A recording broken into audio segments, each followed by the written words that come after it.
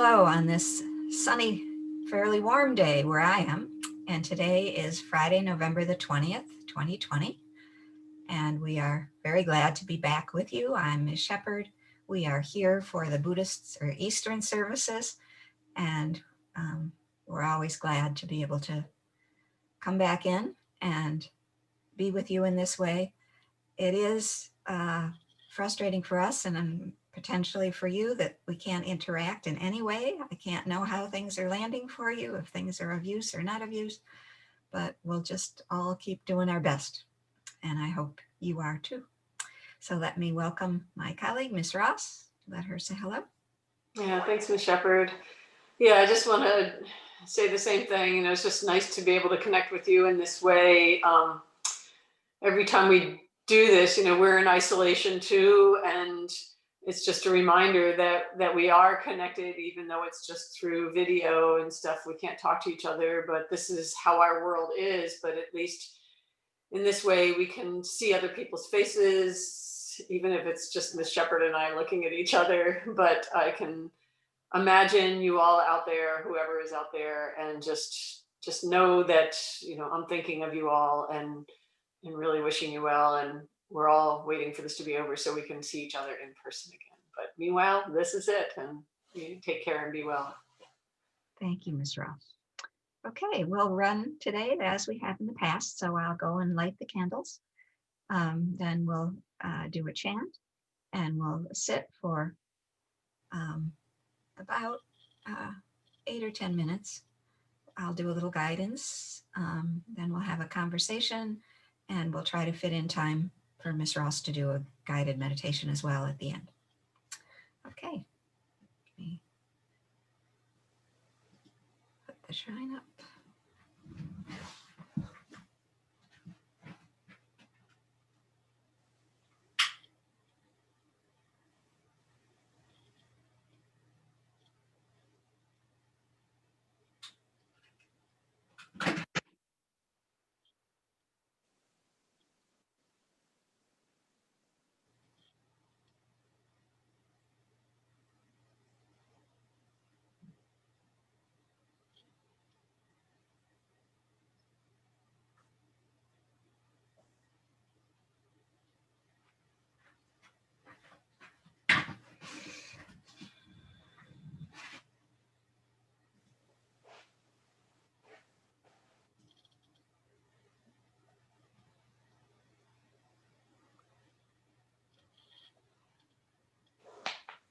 Now let us chant the Buddha's words on loving kindness.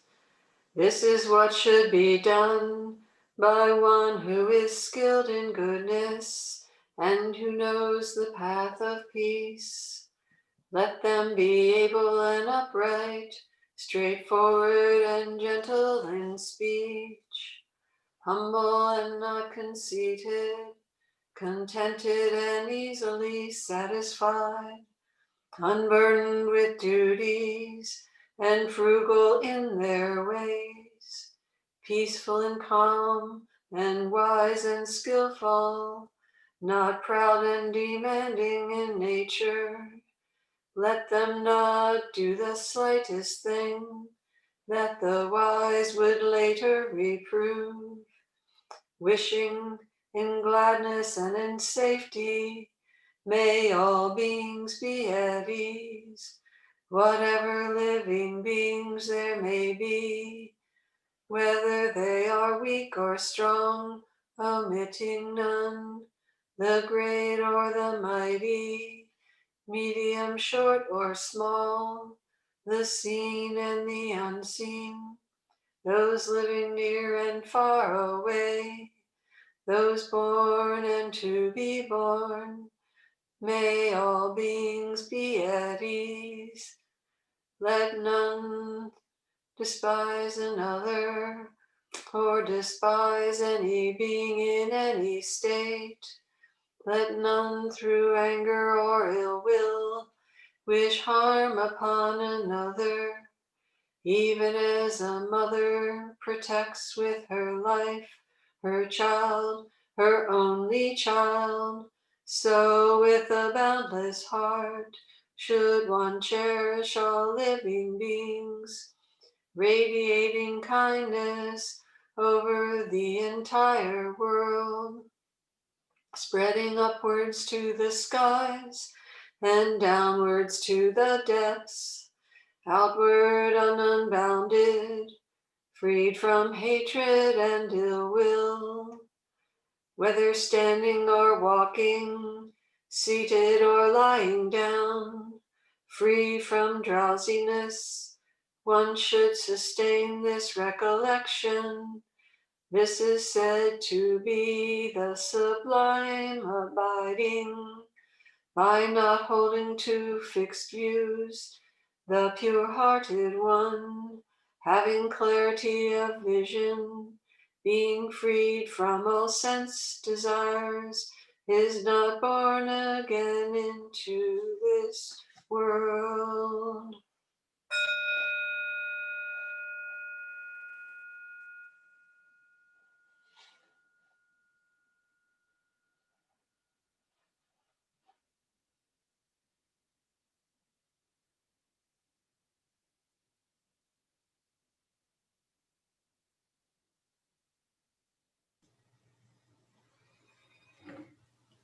Gently closing your eyes if you're comfortable having your eyes closed.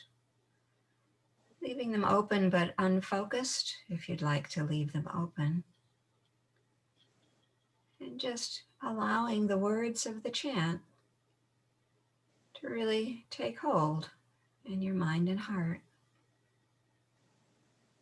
May all beings be at ease,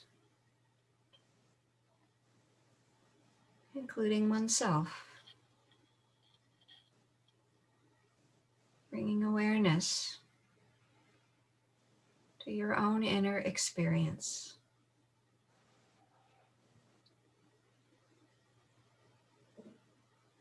Considering where there is ease and where there might not be.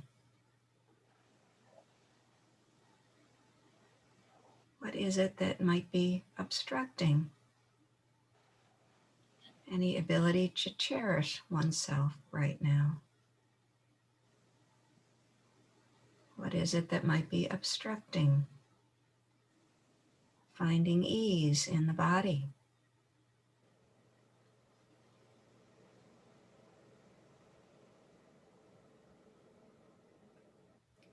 Sometimes there are ways to adjust the mind or the body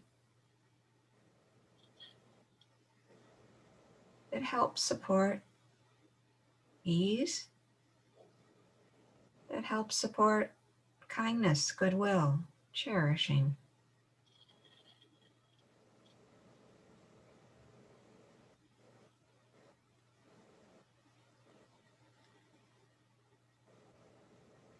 But often, it's not the conditions that we're seeking to change, because often we are unable to change the conditions.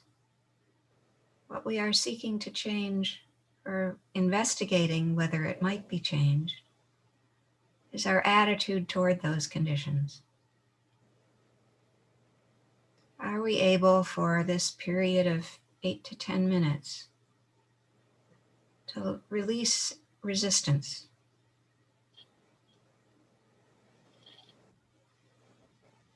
To allow the world to be as it is?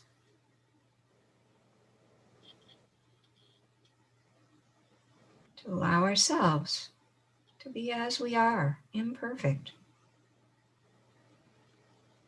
and yet to still wish ourselves goodwill.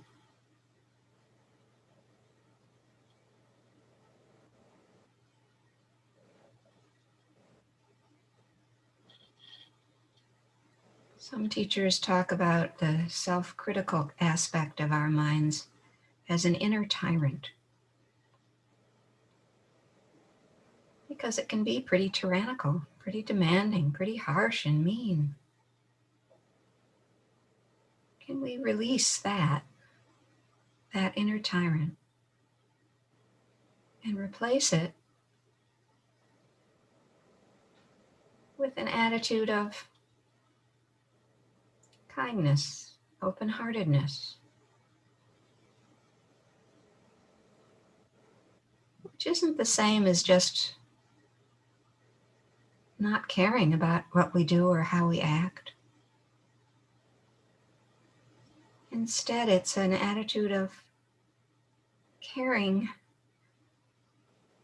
by knowing that when we receive kindness, we are more able to do better, to be honest about any errors or mistakes we feel we've made, and to not get lost in guilt or resistance, but instead set our attention towards trying again, doing better, not out of hatred, not out of judgmental meanness, but out of a sense of knowing that we are happier when our mind is more at ease, when our heart is open. Life is easier with an open heart than with a closed, protected, defended, frightened heart.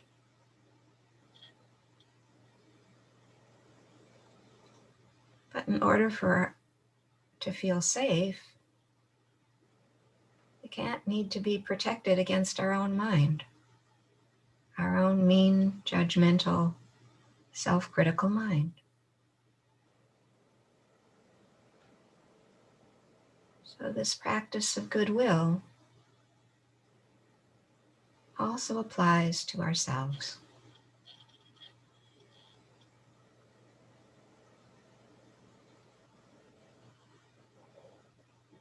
Can we release the inner tyrant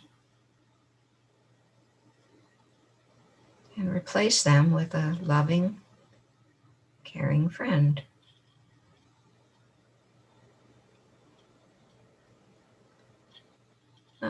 Not someone who necessarily overlooks any errors or mistakes we've made, but someone who believes in us and knows that we can do better next time if we're not so frightened,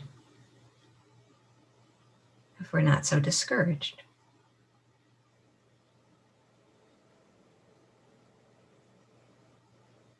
So in our meditation practice, using this time to settle the heart and mind,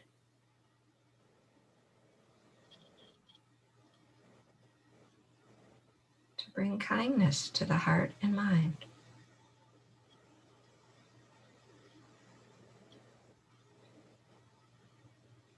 Recognizing that kindness is not the same as indulgence. Kindness is a clear recognition of what really is for our long-term well-being, and then putting forth the effort to act in those ways, even though sometimes those ways are harder than the indulgent ways.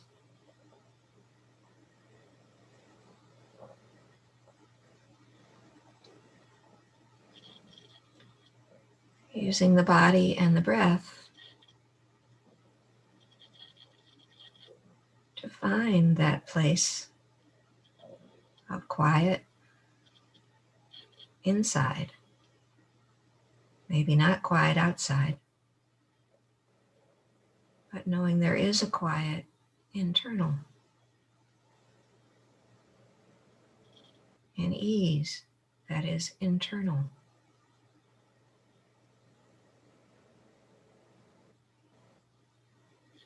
That isn't ruffled by the noises that are external or by the rantings of an inner tyrant.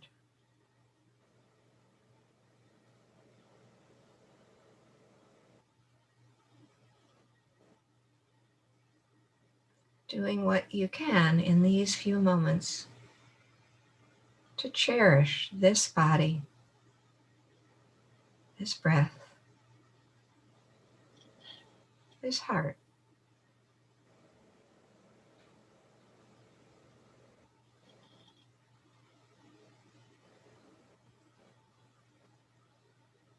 to really, truly care for it, to care for yourself.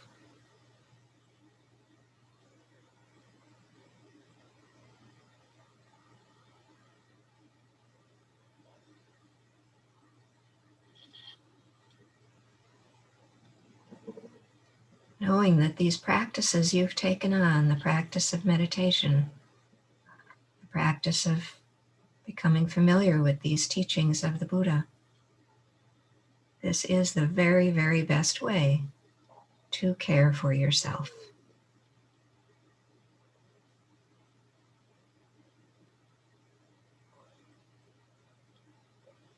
And it's a way we can care for ourselves no matter where we are, no matter the conditions around us.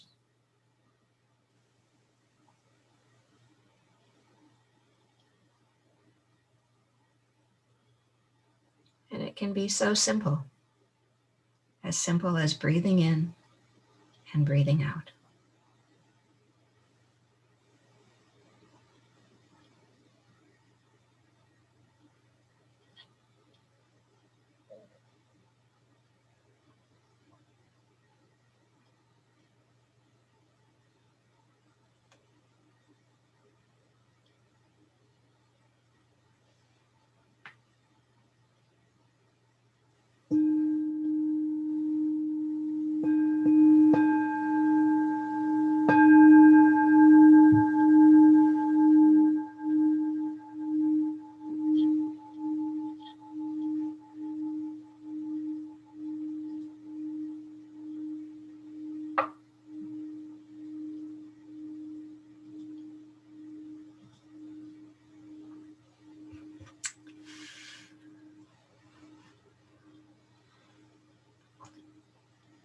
So today, what I want to share is something that I actually shared with my Tuesday night group this week.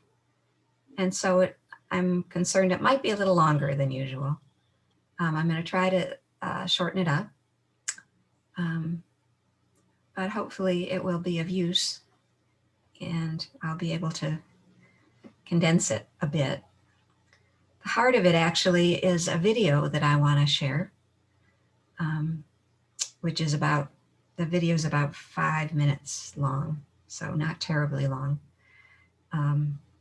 So I'll have a few things to say just now before we show the video, and then a bit to talk about afterwards.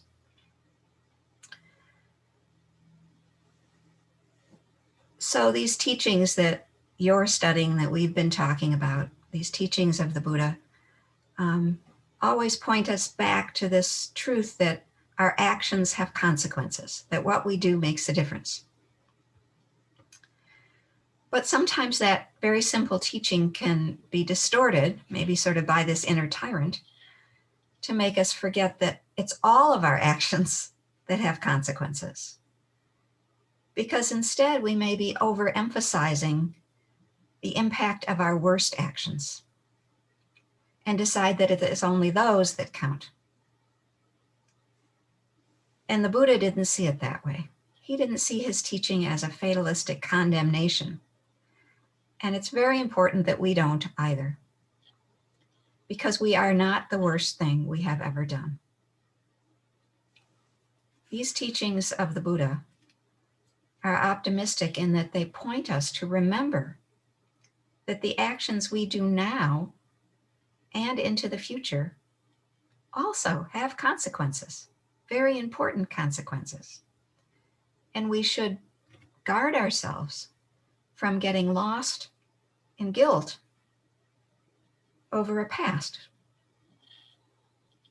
and instead develop qualities and actions that cultivate goodwill, that cultivate compassion, that cultivate gladness, joy for the happiness of others, and equanimity, so that we can benefit from the fruits of the actions we do now and in the future, rather than getting stuck in our remorse and guilt over what may have happened in the past. So this is not a difficult teaching to understand, and many outside of the teachings of the Buddha have recognized this same truth. And recently I heard it stated so eloquently by Bryan Stevenson, a man you may know. He wrote a book called Just Mercy and made a film by that name as well. And he began an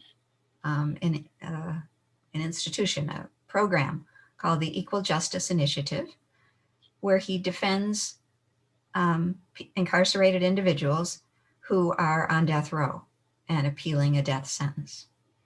Sometimes he is successful in having the courts recognize that these charges were fraudulent.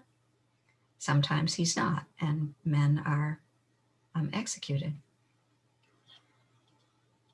But he keeps at it. And so I have this excerpt from an incredibly powerful recent interview with him. It's about an hour-long interview. There are so many wise and incredibly touching stories in the interview. Of course, I can't play you the whole interview. I wish I could. But I'm going to play you a little excerpt in the middle. So it's going to start, a little rocky because you haven't heard what's come before. It's mostly introductory stuff that's happened before, but I think fairly soon it begins to make sense. And I'm going to play it for about 5 minutes.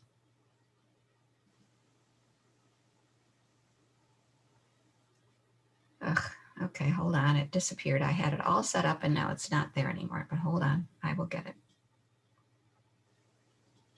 Okay, now it should be there.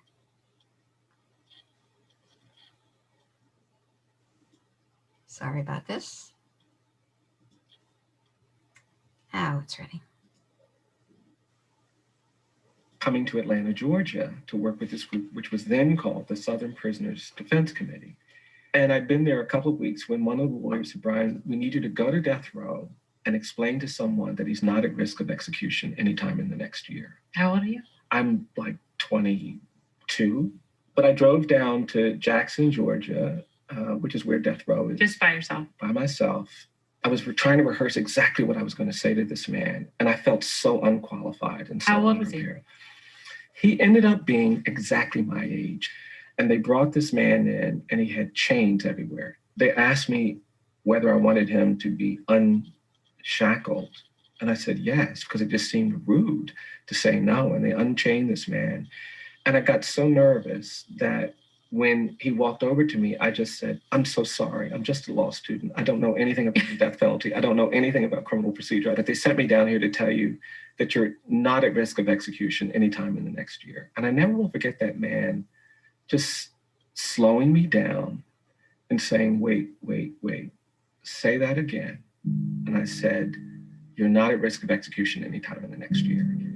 And he closed his eyes and he said, wait, say that again. And I said, you're not at risk of execution anytime in the next year. And that's when that man grabbed my hands and he looked me dead in the eye and he said, thank you. He said, you're the first person I've met in the 2 years I've been on death row who's not a death row prisoner or death row guard. He said, I've been talking to my wife and kids on the phone, but I haven't let them come and visit because I was afraid I'd have an execution date and I didn't want them to have to deal with that. He said, now because of you, I'm going to see my wife. I'm going to see my kids. He said, thank you. And I couldn't believe how even in my ignorance, just being present, just showing up could make a difference in the quality of someone's life. And it taught me something really important about being present, about proximity.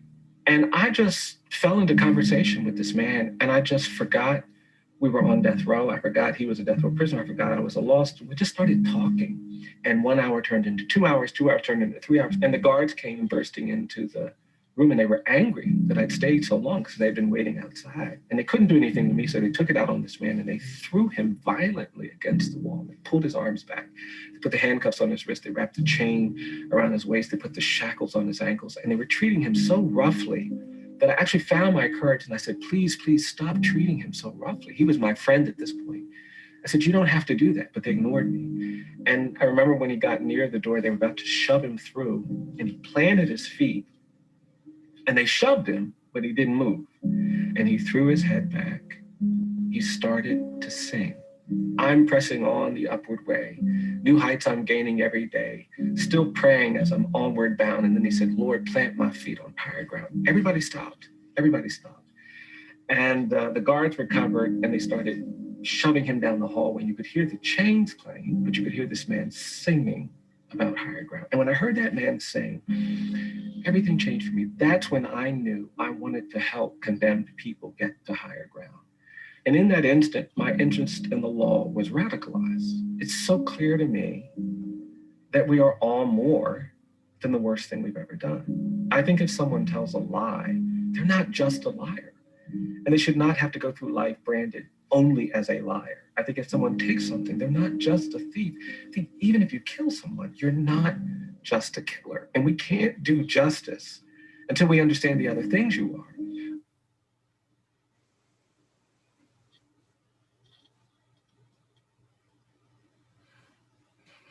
Breaks me up every time I hear it. So this interview touches me in so many ways. But one of the ways is how it reminded me that there's also a teaching from the Buddha that is very, very similar. It's in a sutta known as the Conch Trumpet. And in this teaching, the Buddha draws a distinction between his teachings and what seems to be a similar teaching from another teacher at the time, another spiritual leader of the time. And this other teacher taught that everyone who takes life, who steals, who indulges in illicit sex, or tells lies, this teacher said they are destined for a plane of deprivation, destined for the hell-like realm. And he also taught that whatever one keeps doing frequently, by that they are led. Now a headman came to the Buddha to ask him about these teachings and said, isn't that also what you teach? Seems to me that's what I've heard you say as well. How are you any different? And the Buddha said, yes, I agree in principle. But in fact, this other teacher has looked over something that is very, very important, a critical reality. And here's how he said it in the sutta. Let me read the sutta and then we can talk about it. Suttas can sometimes be a little dicey when we read them, but let me read it anyway. The Buddha says, if it's true that whatever one keeps doing frequently, by that one is led, then the Buddha says, no one is destined for a plane of deprivation or destined for hell, in line with what this other teacher said. Because, he says, what do you think? If a man is one who takes life, but then taking into consideration the time spent doing and not doing, whether by day or night, which is more? The time he spends taking life or the time he spends not taking life? And the headman responds to the Buddha. He says, well, if a man is one who takes life, Lord, then taking into consideration time spent doing and not doing, whether by day or night, then the time he spends taking life is less. And the time he spends not taking life is certainly more. If it's true that whatever one keeps doing frequently, by that one is led, then no one is destined for a plane of deprivation or destined for hell, in line with this other teacher's words. And the Buddha goes then through similarly, as he always does in the suttas, for one who steals, one who indulges in illicit sex, one who lies. And each time the Buddha says, if he spends more time, is that person spending more time doing wrong actions or doing not wrong actions? And again, the headman answers, well, of course, if you look at it that way, then that's not what the person is doing frequently. They are more frequently not doing those things. And the Buddha continues in this sutta by saying that in his teachings, in the teachings of the Buddha, yes, he tells his disciples to abstain from taking life. And yes, he absolutely criticizes and censures stealing and illicit sex, sex that is of harm, and the telling of lies, he does feel those are not actions to be pursued. Those are problematic actions for yourself and for others. But the difference is he encourages his disciples to reflect on this and to acknowledge for themselves that these actions were not right or good. But to not just become remorseful about that.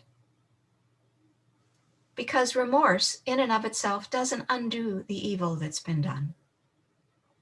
Instead, what the Buddha says that is different than this other teacher, instead what is needed is for those people to abandon and refrain from those actions, from taking life now and in the future, to abandon and refrain from stealing now and in the future, to abandon and refrain from illicit sex and from lying.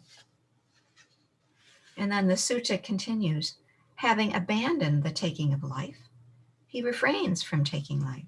Having abandoned stealing, he refrains from stealing. Having abandoned illicit sex, he refrains from illicit sex. Having abandoned lies, he refrains from lies.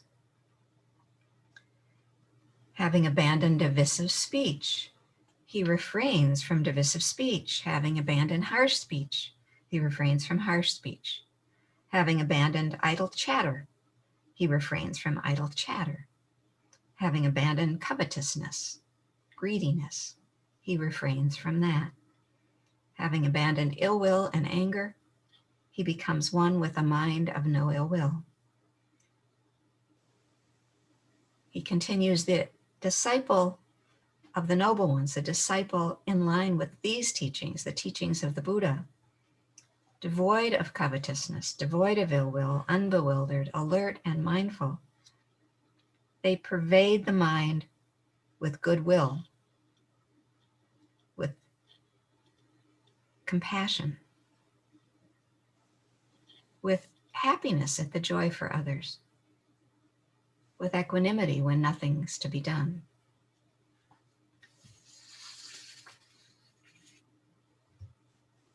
And that in this way, it's not that people get stuck in what Bryan Stevenson refers to as their worst actions. In this way, they acknowledge what they've done, but that's not who and what they are. They are able to move on, to become something else. Funny, just last night, Barack Obama, our 44th president, has been giving a lot of interviews because he's just published a new book. Perhaps you know that. And just this morning, I was listening to an interview that he did with Jimmy Kimmel.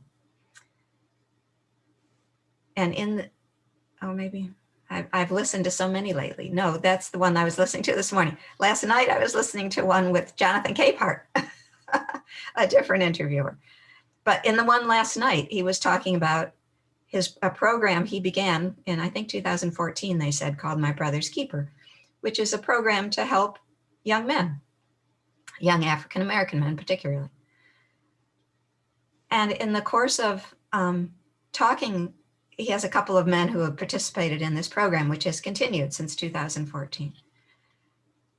In the course of talking about it, what came out is something that was in the book and that apparently he has been talking about ever since he began this program, which is that even Barack Obama wasn't presidential as a young man. He said that as a young man, he spent all his time talking with his friends, thinking about girls, getting loaded is the term he used, that he wasn't attentive to school or intellectual life or developing his spiritual path, that it really wasn't until 10th grade that he even thought about any of those things. And it wasn't until much later in his life when he actually began pursuing them. And the point he was making is similar to Bryan Stevenson, is that we are not our past. We are what we do with our past and what we make of our future. And that is something that is open to everyone, to every single person on earth. that we are not our worst actions. We are not the worst thing we ever did. But that to not be defined by the worst thing we ever did, we need to acknowledge it, recognize whether it was for our benefit or the benefit of others, and make a determination to do the best we can, moment by moment, day by day, going forward. And that doesn't mean being perfect. Of course, we're not perfect. No one is perfect. So it doesn't mean getting discouraged and distressed if we find we again do some of these actions. It means bringing a consistent and continuous clarity of mind, kindness of heart, just as we talked about in the meditation, and willingness to begin again with a clear sense of where it is we want to be headed, what it is we do want for ourselves and for others.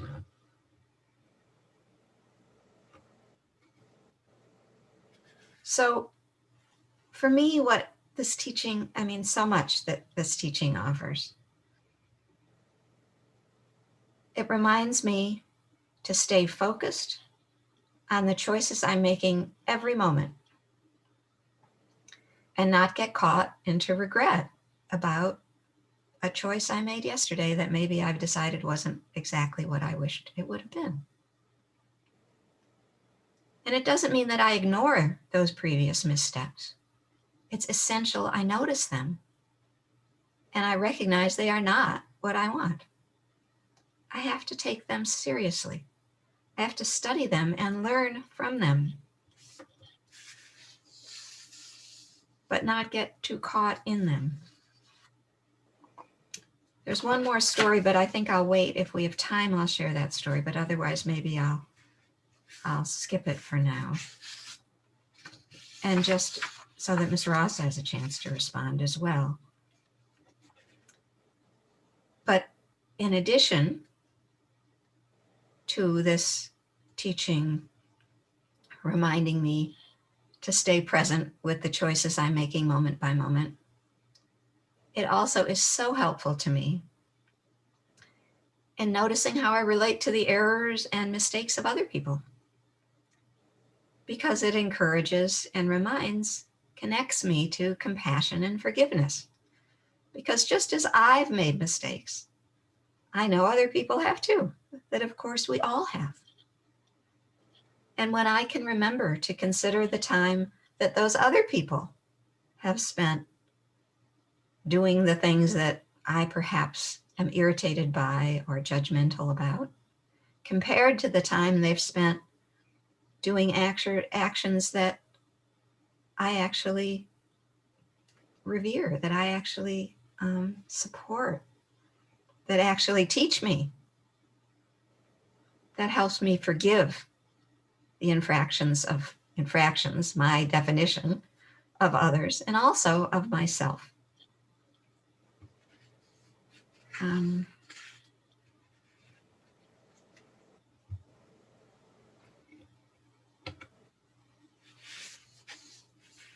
Maybe I will share this one other example. This is a personal example. So I have a friend who has struggled a lot with these Buddhist teachings because they really are very based in patriarchy and inequity between women and men. And I too have struggled with that, with this. And this teaching has been very helpful to me in my struggles around how Buddhism has really diminished and demeaned women in many ways. There are many teachers in this tradition, male teachers, that I enormously admire. But those teachers too seem pretty opaque and clueless about how this Buddhist tradition has in fact disadvantaged women who are interested in following this path. But when I go there, it's very helpful to me to remember the hours and hours and hours of practice and wisdom that these teachers have offered to others and offered to me, that have been of such enormous benefit. So when I can compare how much time they've done that compared to the times when I've seen what I consider to be ignorance regarding how women are disadvantaged and denied opportunities in this practice. It means I don't ignore these issues. I still think they're really important and I really would like them to change. But I also don't allow them to overwhelm me from knowing the ways in which these teachers have benefited so many people, to me and to many others. So for me, this teaching from the Buddha and from Bryan Stevenson offers a balance that prevents the heart from falling into despair and dejection about one's own failings or the failings of others, and about remembering, as Bryan Stevenson said so eloquently, we are more than our worst actions. And when I can sustain that balance, there is freedom. There's an opportunity to remain open to my own life and experience. My heart can know with clarity, not ignoring the pain of unskillful actions, not requiring perfection in skillful actions, but able to stay with the truth of how things are right now and hopefully bring forth the very best I can in this moment right now. So thank you for being willing to be with something a little longer. I hope it may be of benefit to you, and I would certainly welcome any thoughts from Ms. Ross. Yeah, thanks, Ms. Shepherd. Yeah, so much that you talked about. I mean, we could go on for a couple hours talking about this topic. You know, it's so deep, but maybe I'll just try and keep it as simple as possible. But I think going back to just this basic idea of, you know, we are not our worst actions. I think we're hardwired to remember the negative because, you know, if you believe in evolution, which I happen to, or even if we just think of this lifetime, we remember then the things that are negative or frightful or because those are the things that might potentially harm us, you know. So the mind is kind of hardwired to remember the negative and not remember the positive, which is most of life. Most of life is easy and not harmful or whatever, but it's those few things that make us fearful or make us feel like we don't have enough or whatever. And that's where, and it's such a strong trigger for us that's what makes us lash out. You know, that's what makes us, if we're afraid, we lash out in anger, or if we feel we don't have enough, it makes us try and take something that might not be ours or whatever, you know. Or if you feel somebody is going to do something to you, you want to do something to them first. So we're kind of hardwired for that as a protection thing. And if you look at nature in general, I mean, that's what all creatures do, you know, because we're trying to protect ourselves. But most of life is not this tooth and claw thing. But unfortunately, the hard wiring tells us, remember the bad, could happen, you know. And so that's really what this teaching is trying to get to. And the Buddha was like a psychologist before any psychologists ever came, or neuroscientists ever came up. But he saw this stuff 2,600 years ago that they're finally figuring out now, and how the brain works. And it's just such, you know, and he realized this because he was paying attention. Like he was paying attention. He was like the original scientist, right? He was paying attention to what happens here and what's the result, and what happens here and what's the result. And that was how he came to his understanding. But he was really paying attention to what was happening in real time, rather than remembering all the bad stuff he did in the past. Or he remembered it some, but then remembered what the effect is on his heart and his mind right now, you know. And that's really what his teachings are pointing to. And so remembering that we're not the worst thing we ever did. And also it's why we do what we call the Brahma-Vihara practices of loving kindness, of compassion, of rejoicing in our good fortune or the good fortune of others, or even just to be contented with how things are right now, and to have equanimity and not feel like we have to jump out and fix everything, including ourselves. Can we be okay with this right now? And those practices, like intentionally setting our mind in that more positive, paying attention to that positive, is how we want to reprogram the mind from constantly going to the negative and focusing on the negative, remembering the negative.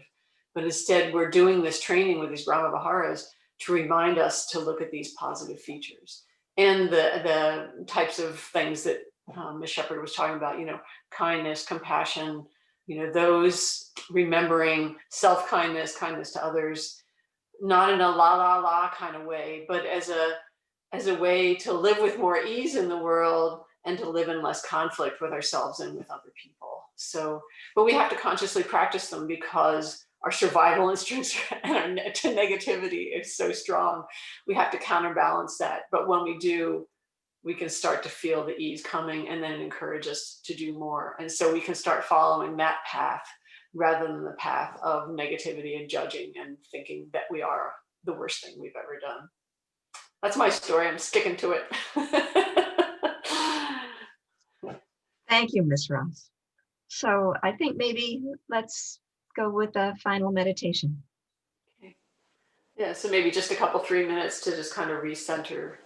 Yeah, I can't remember what time we started, so I'm not sure. Yeah. So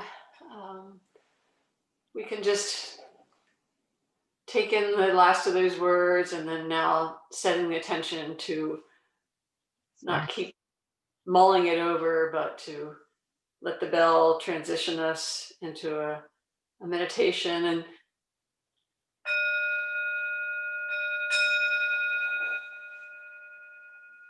And my new favorite quote about what meditation is it's paying attention to what's happening right now and letting go of what's not necessary. So being present with what's here right now and letting go of what's not necessary. So we can be in our relaxed yet upright meditative posture.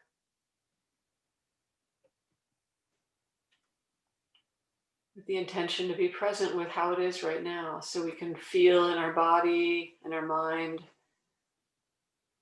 what we've been talking about this past 40 minutes or so, how that lands in the mind and the heart. Feeling if there's maybe a little bit of agitation in the body as we try to figure out what all this might mean to us. Or maybe there's sleepiness because of too much talking. Just noticing how it is, how the body is, how the mind is.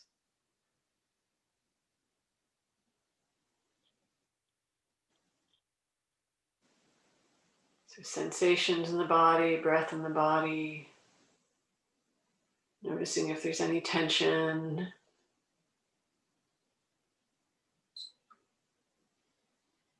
Being alert yet relaxed, but just noticing how it is. And noticing maybe that how it is keeps changing. You notice changing sensations, patterns of tension and ease, maybe sleepiness, maybe a thought comes up and wakes us up. Just the constant awareness of ever-changing experience of this being human.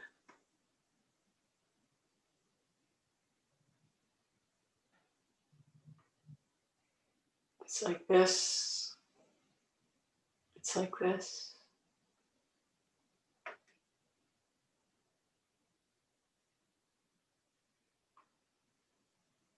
And we may notice that most of the time, there's not a lot to see, right? There's not a lot to notice. It's kind of calm, maybe even makes us fall asleep. But occasionally something of tension comes up, a thought, body sensation. And then if we don't feed it, if we don't keep remembering it and adding to it, it moves on. And it's just like this and like this.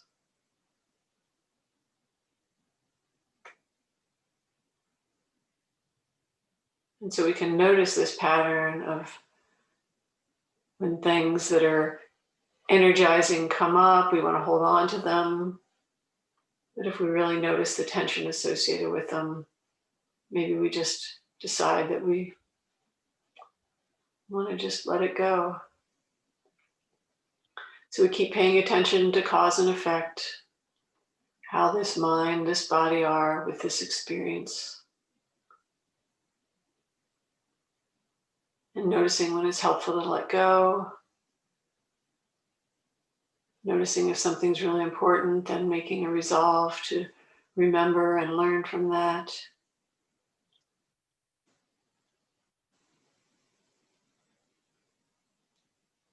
This is our lived experience, being really present for it. This is our training. We keep practicing like this, increasing our wisdom, increasing our ease for our benefit and for the benefit of all around us. May all beings be at ease.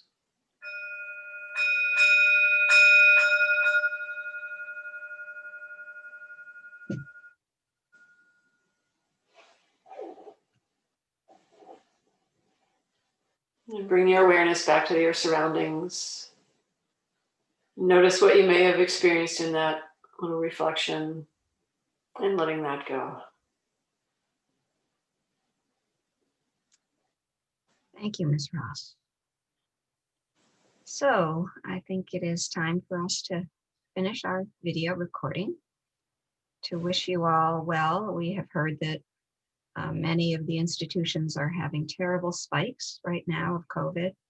So we certainly wish you all well. We hope you are not sick, that if you are sick, you are getting the care you need, and that everyone in the institution is safe and protected.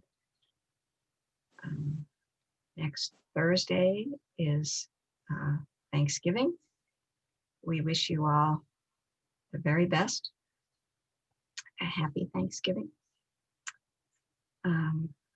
It is likely not the Thanksgiving that you would imagine as your happiest Thanksgiving, but hopefully you can find a way to find something in your heart that lets you feel happy on that day, that you are alive, and that there are many people who care about you and thinking about you, and that you are doing the very best you can. That is truly something to be thankful for. So we'll see you in a few weeks. Ms. Ross. Yeah, just be well, everyone. We are thinking of you and wishing you well. And hopefully your practice is sustaining you through all of this, just like, I know I'm benefiting from my practice. And I just hope that something we shared today may have helped inspire you to continue practicing for your benefit. Be well. Take care. Thank you. Bye-bye. See you in a bit. Keep practicing for sure.